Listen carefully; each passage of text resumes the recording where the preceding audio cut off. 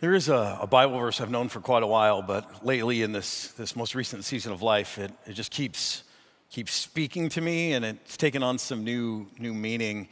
It comes from Proverbs 30, and it says this: "Give me neither poverty nor riches, but give me only my daily bread. Otherwise I may have too much and disown you and say, 'Who is the Lord?' Or I may become poor and steal and so dishonor the name of my God." I think the reason that speaks to me is it really strikes true that life, especially life with wealth and possessions, is like a walk on a wobbly, narrow balance beam. I mean, think about the nature of that prayer for a minute. Agur, the writer of those words, says, "God, don't give me wealth." Now, how many of us find ourselves praying, "God, don't give me wealth"? I mean, most of us are like, "Lord, let me win the lottery. I would do so much good in your name." And yet Agur says, don't give me too much wealth, because there's a risk. There's a risk in having too much wealth. The risk is you can start to get proud. You can start to think that you're your own provider, and as you do that, you can fall off the balance beam. You can fall into pride and arrogance. You can disown God. Say, God, who are you? I don't need you. On the other side, he says, be careful about poverty. And sometimes in the religious world, we glorify poverty.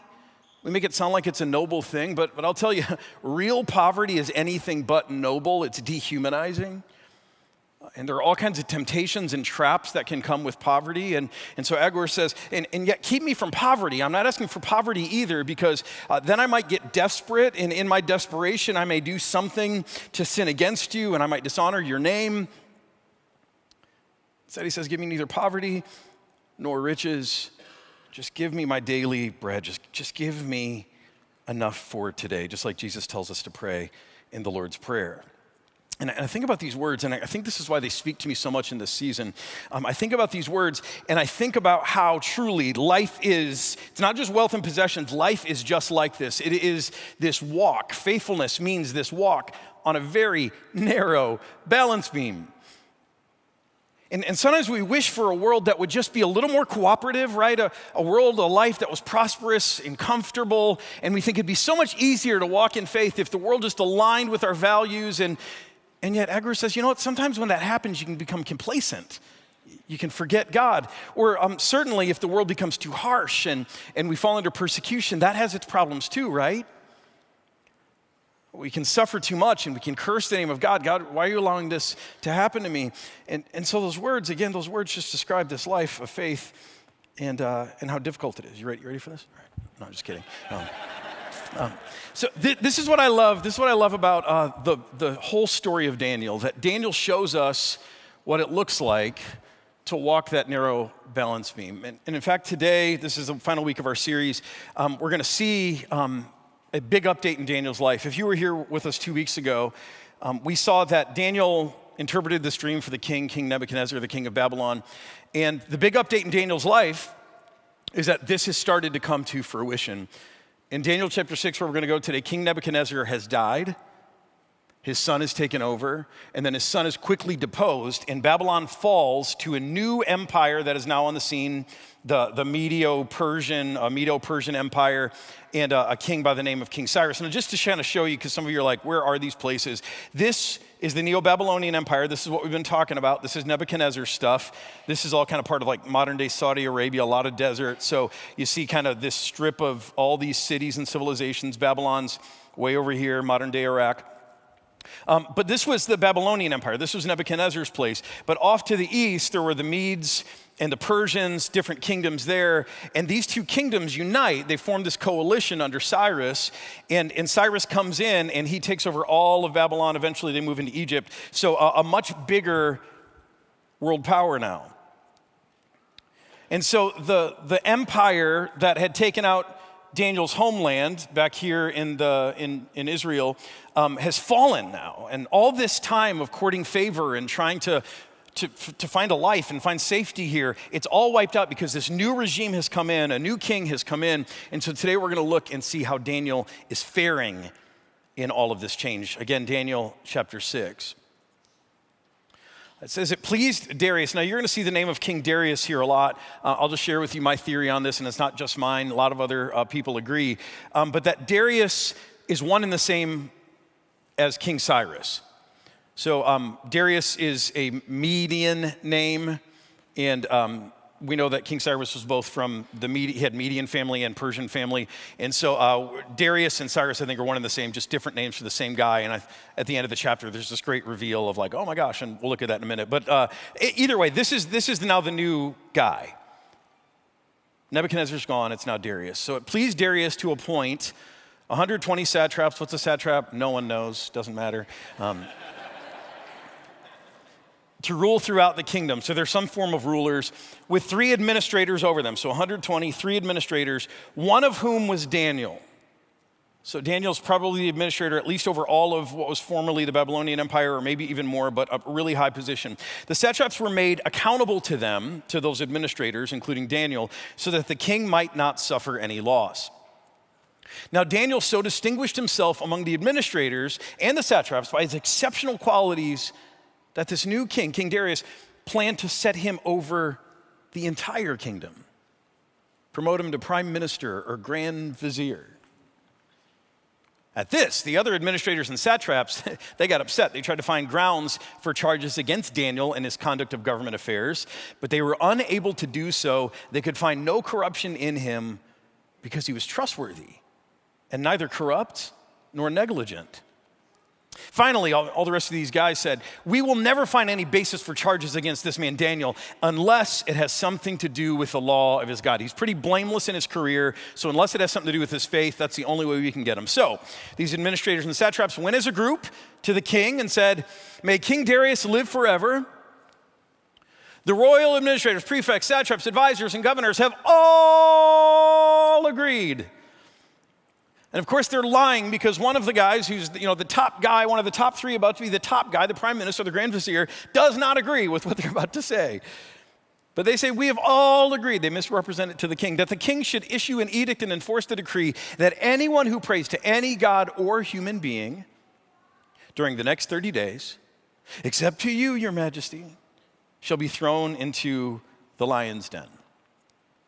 Now, your majesty, we encourage you, because we all agree, to go ahead and issue the decree, put it in writing, so that it cannot be altered in accordance with the law of the Medes and the Persians. Again, this coalition of new kingdoms, which cannot be repealed. So King Darius, hearing all of his advisors saying, hey, we all agree, he puts the decree in writing. Now, when Daniel learned that the decree had been published, he went home to his upstairs room where the windows opened toward Jerusalem. 3 times a day, he got down on his knees and prayed, giving thanks to his God. Now just think about that for a second. Things just got really bad for Daniel. And not only is he breaking the rule, which we'll see in a minute, but notice what he's doing. He's giving thanks to his God, even in all these difficult circumstances. And he's doing it just as he had done before. Then these men, all the conspirators, went as a group, and they found Daniel praying. They ambushed him in his house, and they went to the king and spoke to him about his royal decree. So they dragged Daniel to the king.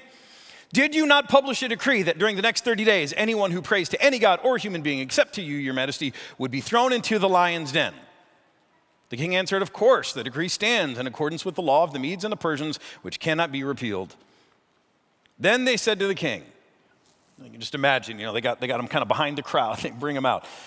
Daniel, who is one of the exiles from Judah, he pays no attention to you, your majesty, or the decree you put into writing. He still prays 3 times a day. Now, when the king heard this, he was greatly distressed. He was determined to rescue Daniel and made every effort until sundown to save him. Then the men went as a group to King Darius, knowing that he's stalling, and they said to him, remember, your majesty, that according to the law of the Medes and the Persians, no decree or edict that the king issues can be changed. Again, I think there's this fragile coalition going on, and this King Darius, he has to move carefully. So the king gave the order, and they brought Daniel, and they threw him into the lion's den, which is this pit with hungry lions. And the king said to Daniel, may your God, whom you serve continually, rescue you. And a stone was brought and placed over the mouth of the den, and the king sealed it with his own signet ring and with the rings of his nobles. so that Daniel's situation could not be changed, right? They seal it shut so no one can meddle, no one can try to break Daniel out. It's done. Then the king returned to his palace and spent the night without eating and without any entertainment being brought to him, and he could not sleep. Now, I just want you to think, again, if you've been with us over this series, I want you to think about the course of Daniel's life. It starts off with a good life. He's a nobleman living in his homeland in Israel, and things aren't perfect, but it's a good life. And then Nebuchadnezzar comes in and carries him off into exile. He's enslaved, he's trafficked, he's put into the service of this awful regime, Babylon, and yet he prospers there. He's helpful to the king. He finds his way up the ranks, and he finds some security in this land that is so foreign and scary. But as soon as he's successful, then immediately he's hated by everyone else around him. He becomes a target for all of their conspiracies and threats and all of their plots. And here it goes a step further. He has this core tenet of his life that is threatened. He's told that he can't do a thing that is so personally important to him. He can't pray or worship his God. Now I don't need to remind you how difficult this is when the government comes in and tells you can't do things that are personally important to you. When suddenly you can't go to work or school or church or even take a walk in a city park, right? We all lost our minds for a minute. We're like, what do you mean I can't? And you think about Daniel just going back and forth, from prosperity to threat to success to more threat. I mean, it must have been so dizzying for him. And now, not only to be put in this position where this personal practice of his, which is so valuable, is outlawed, but now to be sentenced to death, a horrifying, grisly death by being fed to hungry lions. Now, you might know the story, and you might know that this story has a miraculous ending, but for me, the undersold miracle of this whole story is that Daniel, living back and forth in all of this stress, doesn't lose it. That's miraculous to me. How does he not fall to pieces? How does he not lose his mind and just start attacking everybody? How does he keep his balance? And that's exactly what we're going to look at today. Some of the lessons from Daniel 6 and even the whole book of Daniel that will help us keep our balance as we find our way upstream. Now, the first thing I want to say is that Daniel knew where to focus. He knew where to focus. And let me just say this about balance, that when it comes to balance, I think some of us are born with a better sense of balance than others. Seems fair, right, to say? We're just some of us have a better sense of balance. If not, how do you explain this? I mean, Simone Biles, right? I mean, I get motion sick on escalators. I don't know how she does all of this. Y'all should have been there for about 6 months or longer. My son was trying to teach me how to do a backflip at the trampoline park. Woo, it was ugly. Clearly, this woman was born, I mean, she trained hard and worked hard, no question, but clearly she was born with some otherworldly kind of balance, something that I don't understand. And you know what I think is true? This is my theory, and it may bear out for you too. I think some people, when it comes to the inner life, when it comes to faith, I think some people are just born with a greater sense of balance intuitively. There's even some birth order stuff about this. There are just some people who seem to have a stronger inner compass from the beginning, and faithfulness just is a little more natural to them. Integrity is just a little more natural to them. And I think Daniel's one of these guys. Way back in Daniel 1, we saw this. He resists the rich food of the king's table. He has this foresight. And I mean, what teenage boy has the foresight or even the willpower to turn down food, a table full of food?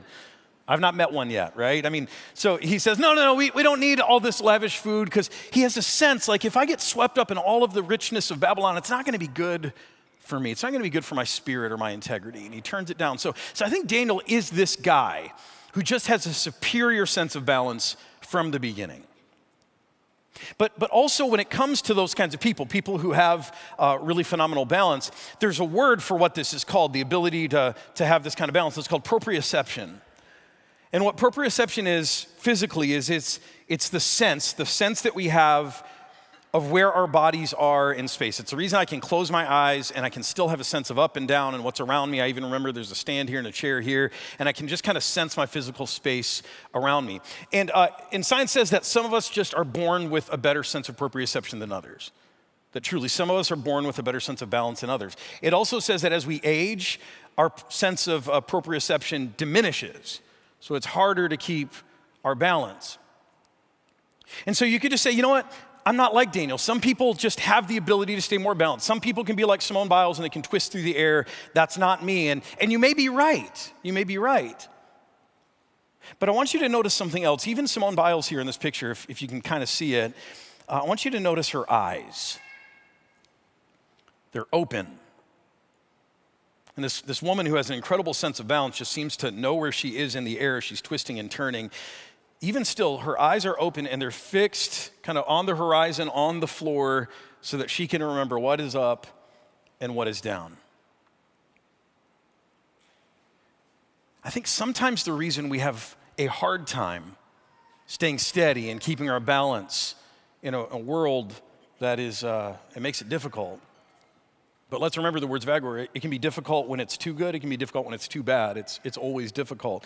I think one of the things that keeps us from having balance is that we have our eyes constantly scanning the world around us.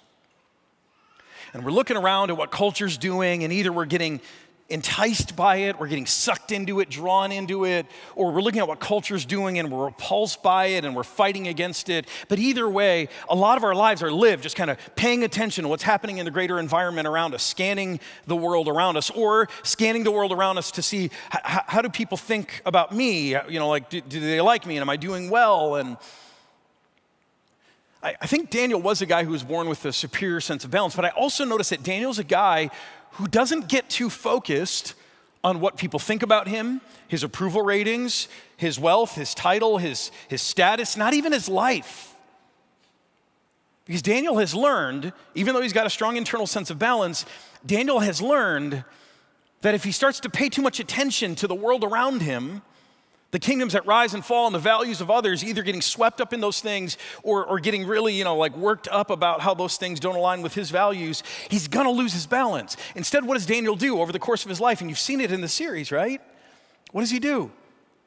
Daniel just kind of blocks out all that stuff. He doesn't pay much attention to the rest of the external world, but he keeps his eyes focused on the unmovable, the only thing that's unmovable, God. And his character and his promises and his teaching. Here's the takeaway. When things in the world around you become so dizzying that your sense of balance, no matter how good it is, becomes inadequate, it becomes even more essential that you keep your eyes on something fixed. And in this world, there's only one thing that is immovable. The rock. Jesus Christ, the rock that would come and smash the statues of all the worldly kingdoms and would grow and fill the earth. There's only one thing that's immovable. And that's God and his character, his teaching, his promise for a whole life. See, so often we make this balance thing trickier because we get either drawn into what the world is doing or we get so reactionary against what the world is doing. And what we learned from Daniel is don't pay so much attention to what's going on in the world at all. Just stay focused on God, walk your walk, and be faithful. Trust God, right? Do your best and trust God to handle the rest, like we said a couple of weeks ago. Now, that leads us to our second thing. Second lesson from Daniel. Daniel played the long game, not the short one. And I want you to think for a second about all of the things in your life that you get really tangled up in, things that feel like a really big deal, but in reality, they're actually short game kind of things. I think the truth is that most of the things that we get swept up in that feel like a really big deal are actually short game things, masquerading like long game things. I even think about this with kids, raising kids. I think raising kids in the faith is one of the few things in life that is truly a long game thing. I mean, that's what we're called to do, whether they're our kids or someone else's kids. That's what we're called to do as the people of God, is to help future generations know God so that there will always be people of faithfulness living on this earth, because without people of faithfulness living on this earth becomes hell pretty quickly. And so I can think of nothing more long game than that. And yet even with our kids, so many of the things that we get caught up in raising kids is actually short game stuff, isn't it?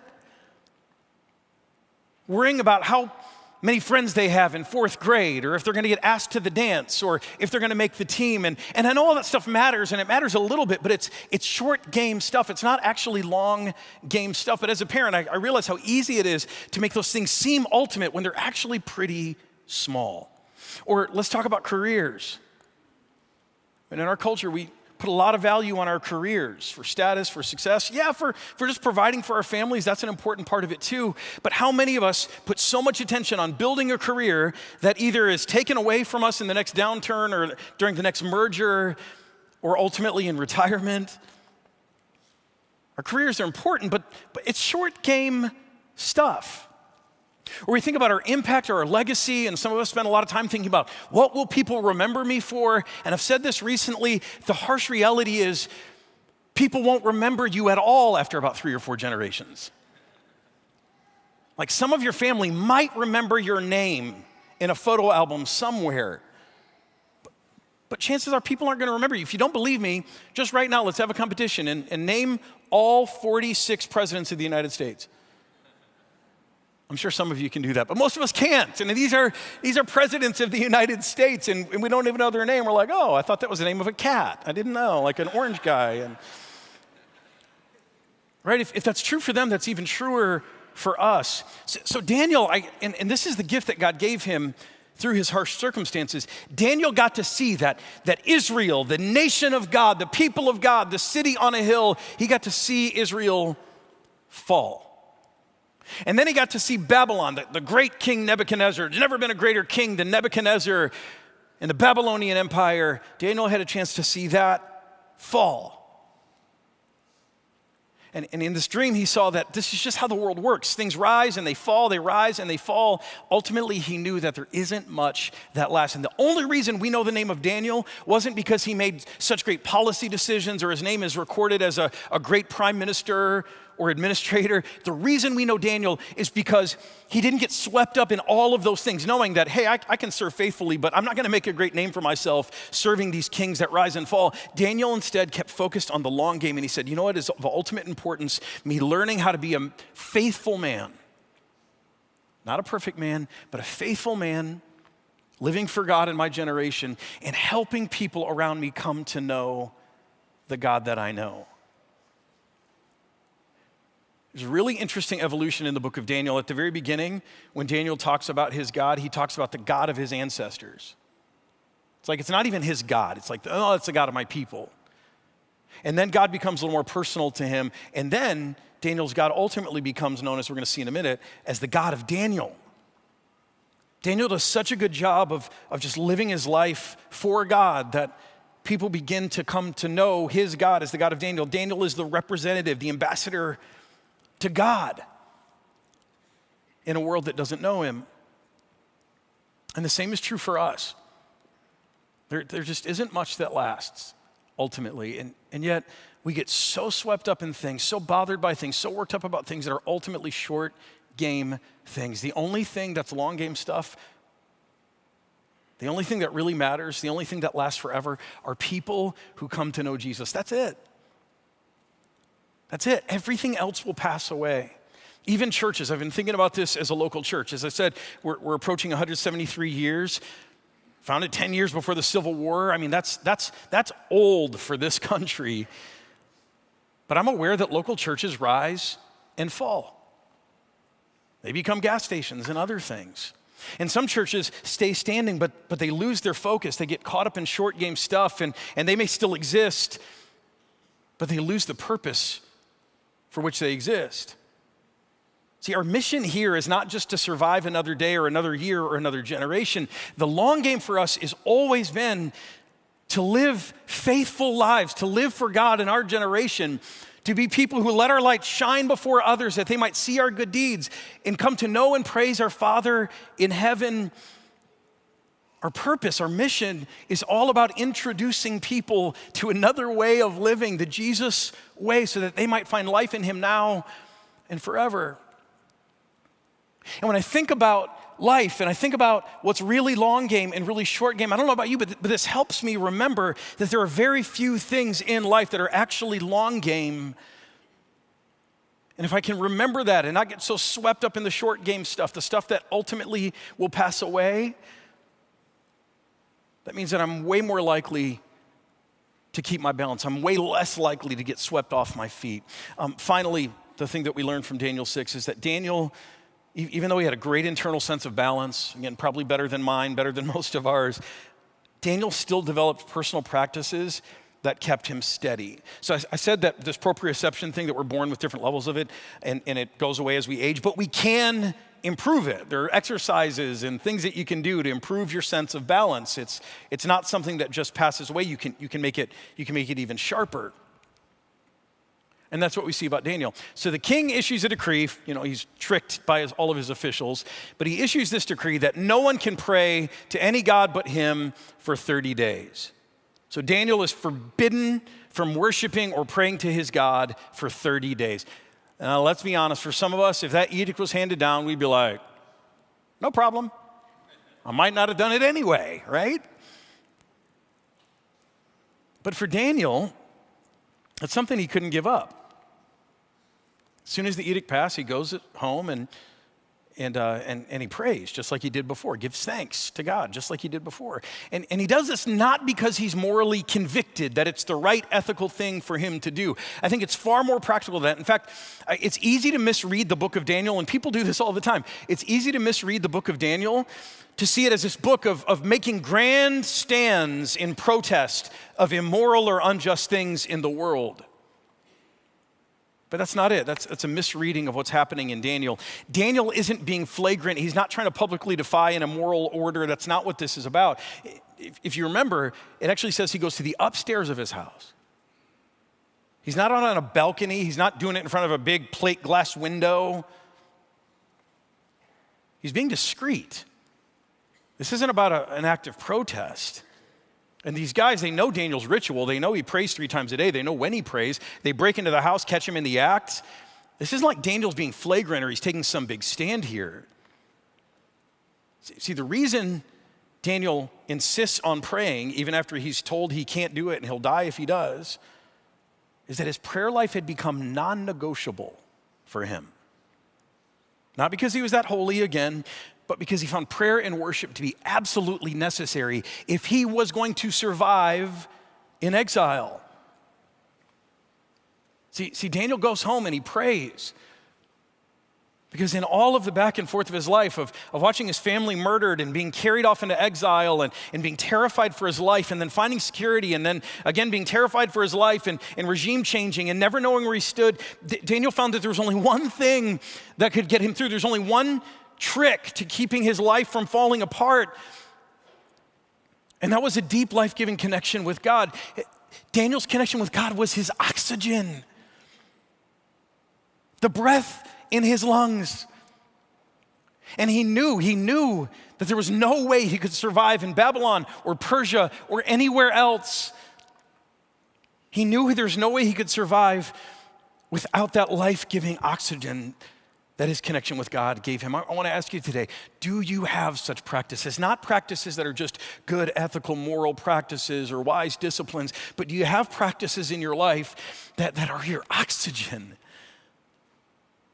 that you can't survive without? And if so, what are they?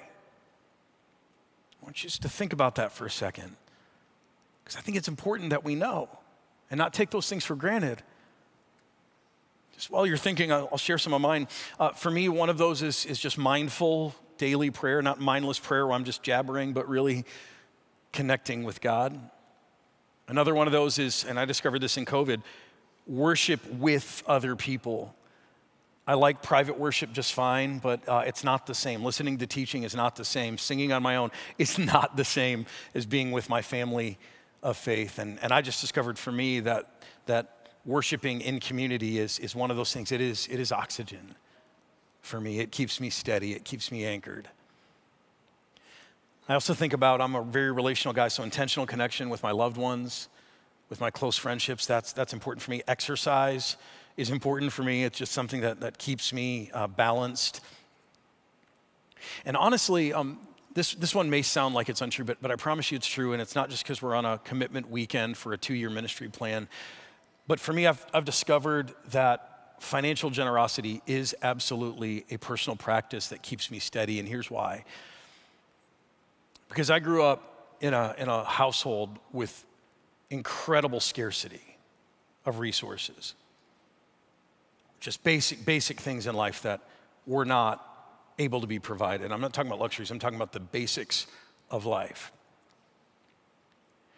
And over the course of my life, my adult life, I haven't experienced that, but I still live with a lot of fear about not being able to take care of my family, or of our fortunes shifting and suddenly everyone being in need, of failing to be a provider for my family, or suddenly going back to a place of living where even basic things, food and utilities couldn't be provided for. And I've discovered that the only thing that can keep that fear from overwhelming me, because it can get pretty overwhelming and I can start to become crazy with all of this stuff. The only thing that keeps me from being overwhelmed by that fear is to gently push against that fear in faith and to practice generosity. Because here's what that does for me. It's a reminder that says, you know what? God will take care of me. He always has. He always will. He's never failed me yet. And not only will he provide for me, but he's going to provide enough for me that I'll have enough to share. If you want to push against scarcity, start to give things away. Because it's a way that you say, no, there is enough. Not only is there enough, there's enough to share.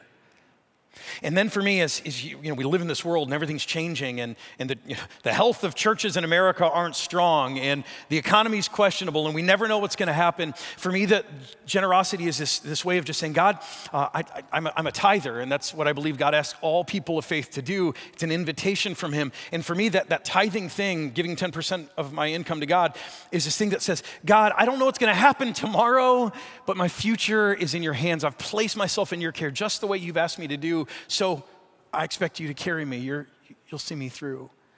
You'll provide for me my daily bread. It allows my spirit rest.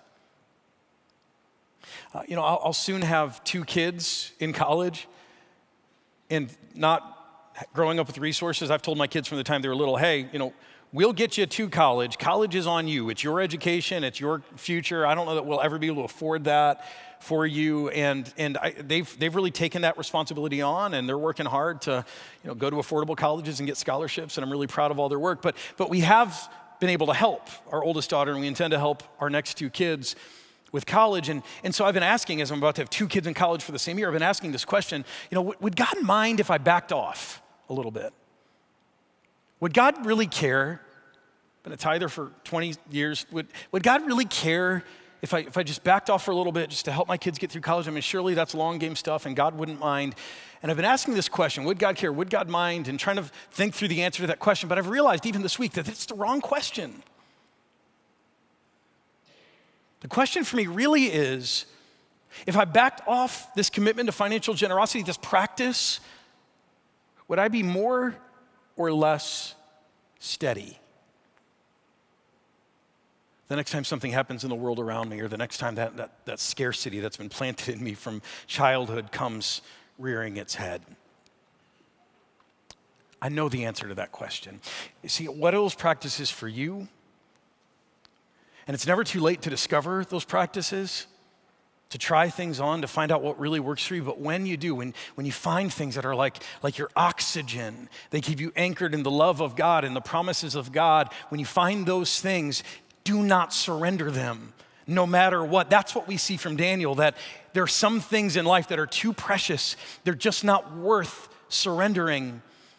but they're actually the key to staying balanced in a chaotic world. So I said this once already, that I think the understated miracle of Daniel 6 is not the ending of the story. It's actually that Daniel was able to survive. He was steady. He kept his balance in a world that was constantly shifting around him. But there is a miracle here in the story itself that I want to share with you. This is the ending.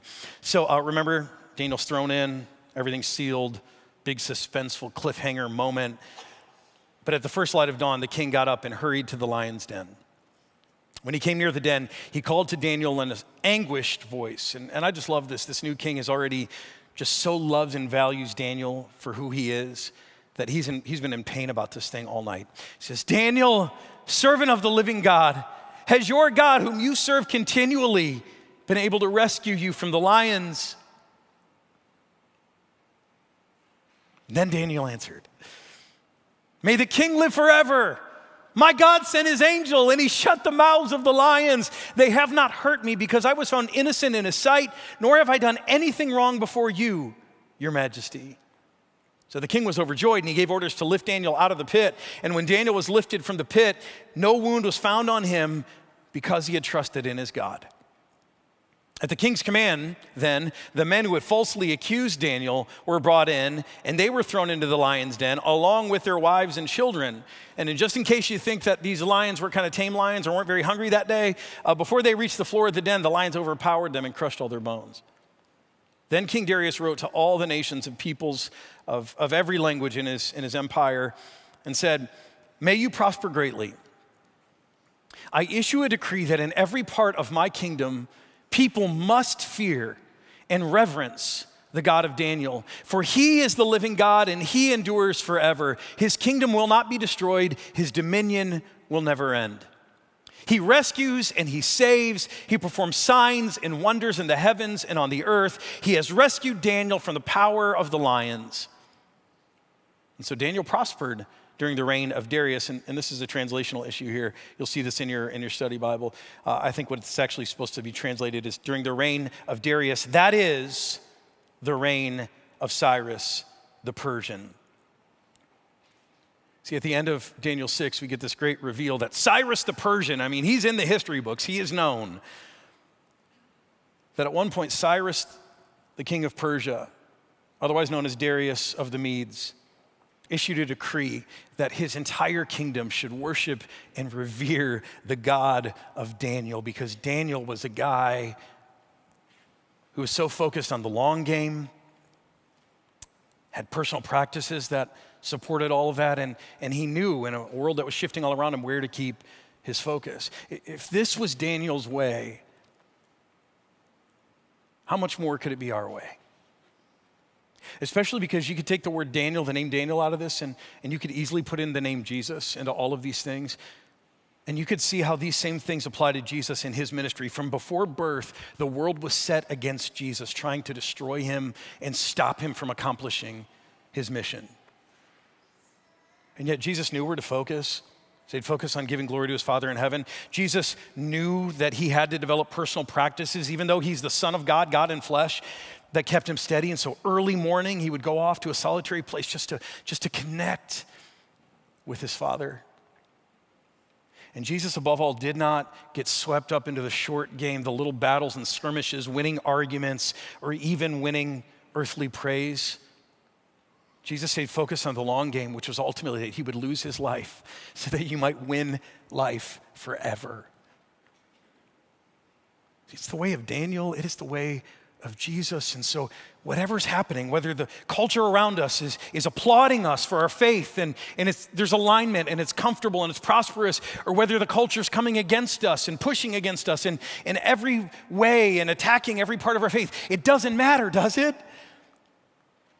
Because we're given a way that we can be faithful, a way that we can make God known. It's the way upstream. The way of Daniel, the way of Jesus, it is our way. So let's pray. God in heaven, I ask you to help us find our way. Lord, I ask you just to help us as we try to navigate, yes, the changing currents, the changing culture around us. But Lord, more important, keep us from being overly focused on all of that Keep our eyes fixed on your kingdom that's not passing away. Keep our eyes focused on who you are, your word, your promises. God, give us disciplines and help us cultivate disciplines. By your Spirit, lead us to those disciplines, those practices that will be life-giving, that will be the air in our lungs. And God, keep us from getting swept up in the short game. It's so hard to know in the middle of it what's short game and what's long game. And some things feel ultimate that are actually really temporary. God, by your Spirit, give us discernment. And more than discernment, just in our hearts, give us hearts that live for nothing more than to serve you, to love our neighbors, and to make you known to them. So that as many as possible might experience life now and life forever with you. Lord, I don't know what the days ahead hold for this church, for our country, for us as a people, but I know you're faithful. And we see your faithfulness to Daniel. We see your faithfulness to your son, Jesus, that you did not abandon him to the grave. You did not let the Holy One see decay. You raised him again to resurrection life. And so, Lord, help us all trust. Whatever fear we have, God, we surrender it to you. Help us trust in your goodness and your faithfulness, in your ability and your will to rescue, and your promise that no matter what happens in this life, we have a forever, an inheritance that can't be taken from us. It can't perish. It can't fade.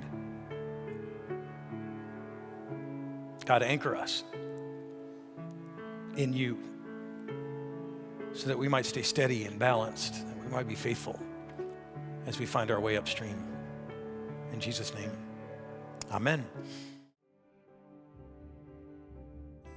Thank you for joining us and being a part of our online Pathfinder community. If you're new, you can find helpful links to resources in the description below or at pathfinderstl.org. While you're there, you can also find our message podcasts, which allow you to listen to the weekend message on the go. So if you're out on a drive, grocery shopping, whatever, you'll never miss out on a message. The whole life that Jesus offers is for everyone. So if this service was a blessing to you, share it and bless others. Hit that subscribe button, like, comment. Every interaction helps this message spread. If you'd like to support Pathfinder Church with a gift, you can visit pathfinderstl.org/giving. It's your generosity that fuels our work here at Pathfinder.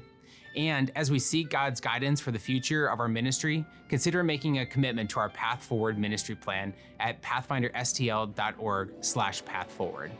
May God bless your week. See you next time.